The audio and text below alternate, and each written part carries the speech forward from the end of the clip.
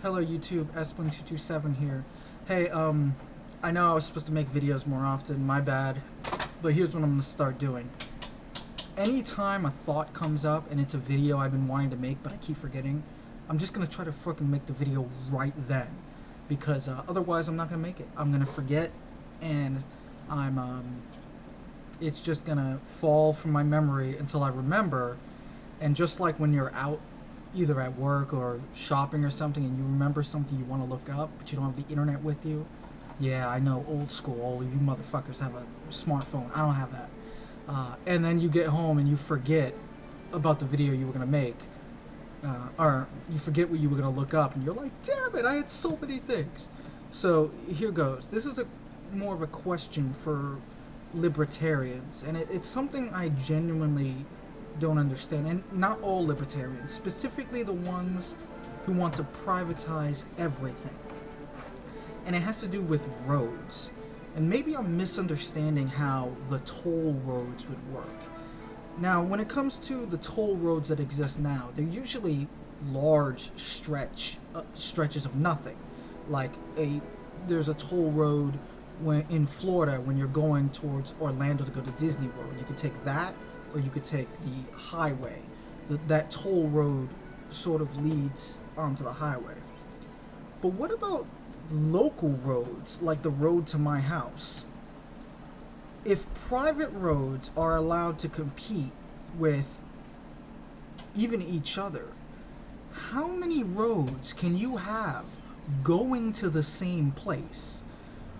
And if everything gets privatized, am I gonna be like, let's say I turn out of my street and I have to go left, am I gonna have to pay a toll there, and then at the end of that street a different company owns that road, so I need to turn right? Do I need to pay a toll there?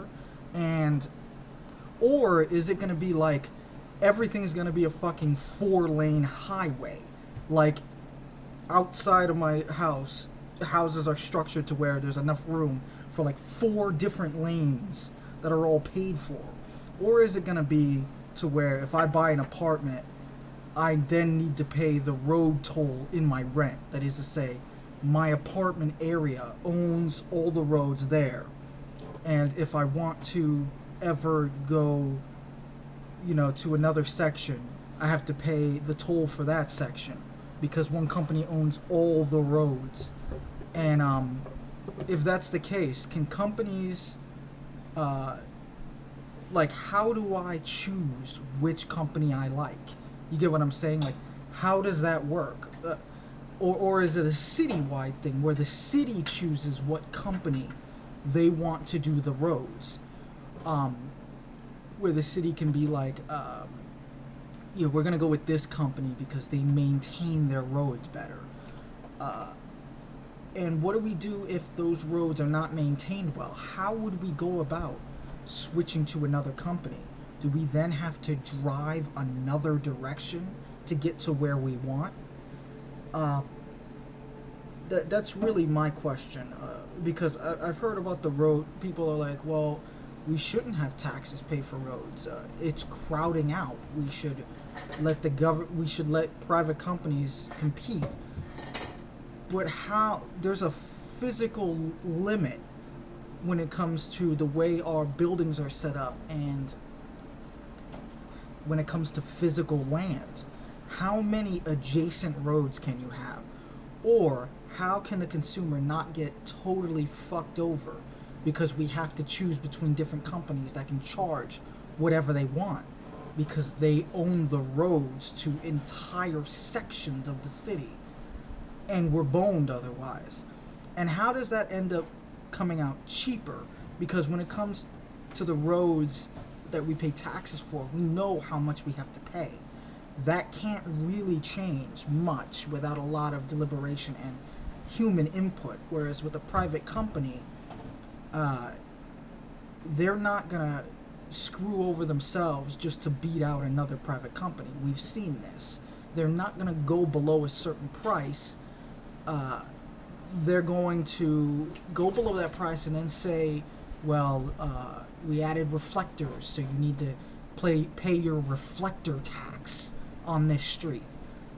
or reflector perk, and they'll add that so that they have the illusion of being cheaper, just like Time Warner and DirecTV does, where it's not really cheaper. They're not going to screw the other one over because then they also have to pay smaller, and it ends up being a race to the bottom.